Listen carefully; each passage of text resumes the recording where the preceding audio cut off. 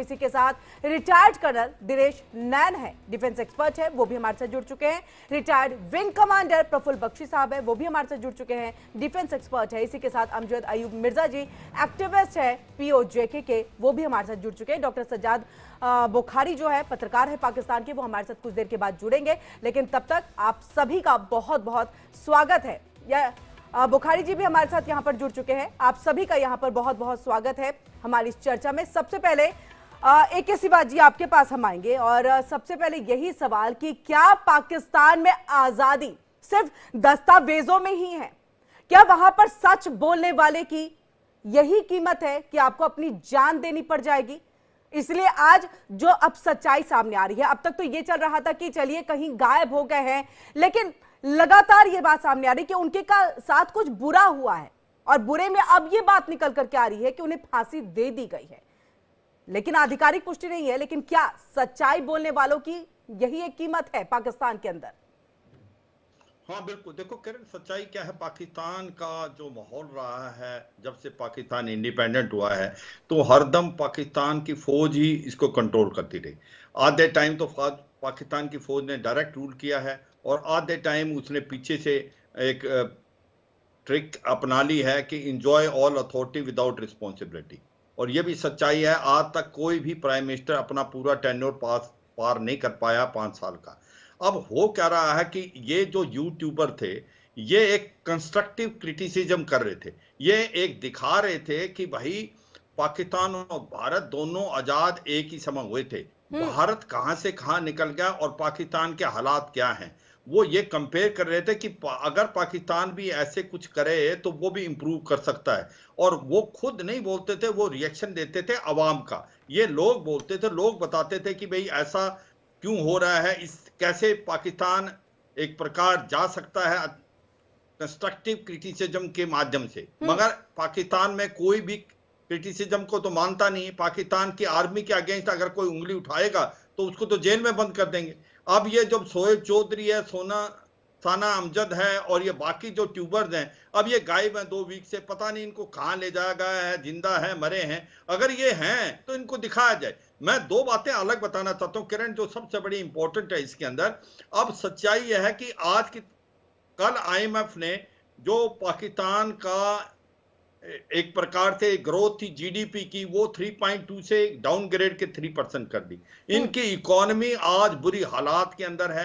इनकी जो industrial activity बहुत ही ज्यादा वीक हो गई है और इनकी जो फाइनेंशियल ग्रोथ है वो ना के बराबर है। और ऐसे में ये यूट्यूबर तो यही दिखा रहे हैं कि भी जो ग्राउंड पे हो रहा है। और ये सच्चाई, political instability. Imran Khan jail से, जो कि मोस्ट पॉपुलर लीडर है, उसको जेल में बंद किया। वो यहिया खान की यादात दिला रहे हैं कि जो 1971 में हुआ था वो रिपीट हो सकता है। तो ये पाकिस्तान को समझना चाहिए कि 4 चीजें पाकिस्तान में हो रही हैं। इकोनॉमिक क्राइसिस है, पॉलिटिकल इंस्टेबिलिटी है, आतंकवाद बढ़ रहा है और इनके जो बॉर्डर हैं वो एक प्रकार से महफूज नहीं है, स्पेशली अफगानिस्तान को लेके।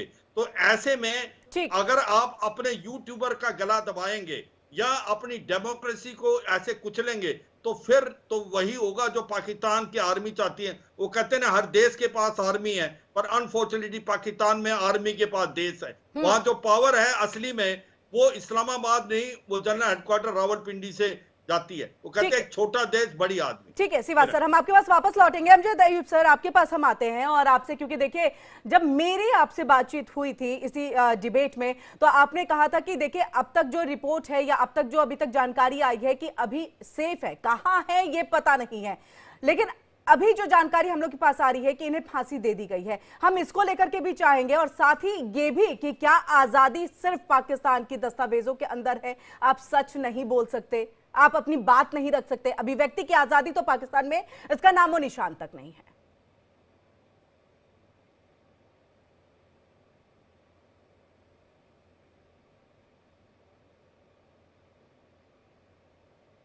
अमजद जी, आपको अनम्यूट करना होगा। देखिए, ये जो यूट्यूबर्स हैं, जैसे जनरल साहब फरमा रहे थे, बेसिकली ये एक क्रिएटिव पॉजिटिव क्रिटिसिज्म है सोसाइटी के ऊपर, और हर मुल्क में, दुनिया के हर माशरे में ये होता है। अखबारात जब शुरू हुए थे पब्लिश होना, 16वीं सदी में 17वीं सदी में, तो उस वक्त भी उसका मकसद यही था कि पब्लिक ओपिनियन को जो है वो रियासत के सामने रखा जाए। और लेकिन अब ये जो यूट्यूबर्स हैं इनका कुछ पता नहीं चल रहा, कितने यूट्यूबर्स गायब हो गए हैं ये पता नहीं चल रहा। कोई कह रहा है 24 है, कोई 50 तक भी बता रहे हैं। आज मुझे फोन आया था पाकिस्तान से, उन्होंने कहा डॉक्टर साहब तकरीबन 50 यूट्यूबर्स जो है वो ऑफ हो चुके हैं, और ये दायरा बढ़ता चला जा रहा है। और जाहिर है कि फौज के बारे में इन यूट्यूब चैनल्स के ऊपर लोग खुल के इजहार राय कर रहे थे। इंडिया के बारे में साफ पता चल रहा था। लोग यहाँ तक कह रहे थे यूट्यूब चैनल्स पे जिनके इंटरव्यू लिए कि मोदी को प्राइम मिनिस्टर होना चाहिए पाकिस्तान का भी, या ये कह रहे थे कि मोदी को पाकिस्तान दे दे वो ठीक कर दे, मतलब है। और इंडिया की तारीफ, कश्मीर की तारीफ, तो लोग हैरान हैं पाकिस्तान के कि भारत चंद सालों में, यानी कि एक डेकेड भी नहीं हुआ पूरा, और इतनी तेज रफ्तारी से तरक्की कर गया है। और पाकिस्तान उसी अरसे में इतना ज्यादा क्राइसिस का शिकार हो गया है। तो अब ये है कि इन यूट्यूबर्स का कुछ पता नहीं चल रहा कि ये कहाँ हैं, और मैं समझता हूँ पाकिस्तानी गवर्नमेंट को डॉक्टर इस मामले सज्जाद को बुखारी सीरियस लेना चाहिए। जी, डॉक्टर सज्जाद बुखारी जी आपके पास हम आएंगे सर।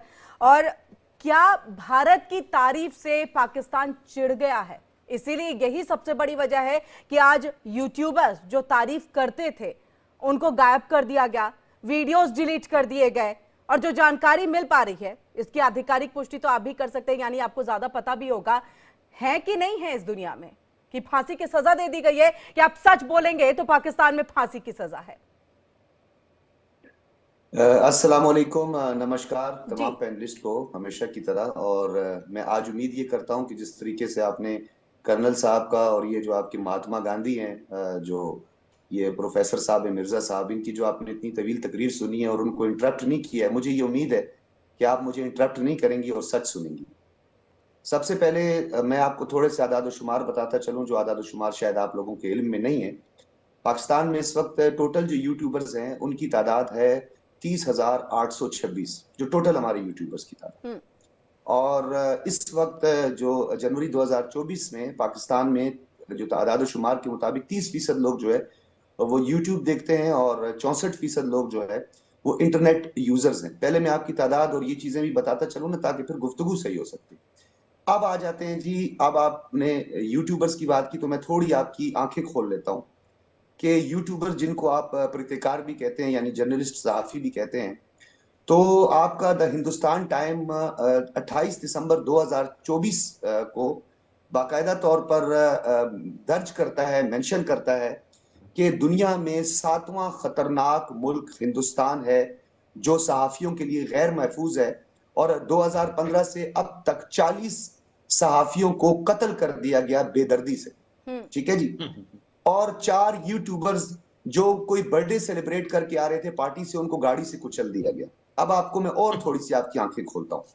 अब आप आ जाए, आपने हमारे यहाँ कहा कि जी यूट्यूबर्स पे पाबंदी है, सोशल मीडिया पे पाबंदी है, तो जो आपके उत्तर प्रदेश के जो आपके योगी आदित्यनाथ हैं, यानी आज से 4 माह कबल आपने सोशल डिजिटल मीडिया को रेगुलेट करने के लिए पॉलिसी 2024 रेगुलेटरी अथॉरिटी बनाई, जिसमें anti national content doctor Sajjad, doctor Sajjad मुख्तस किया। डॉक्टर सज्जाद, इनको क्रिमिनल, ठीक है, मेरी आवाज पहुंच रही है डॉक्टर सज्जाद। ये एक चीज बताइए, क्या पाकिस्तान भारत के इस पे चलता है क्या, कि भारत जिस तरफ जा रहा है उस तरफ पाकिस्तान चलेगा? हम सवाल आपसे आपके यूट्यूबर्स के बारे में पूछ रहे हैं।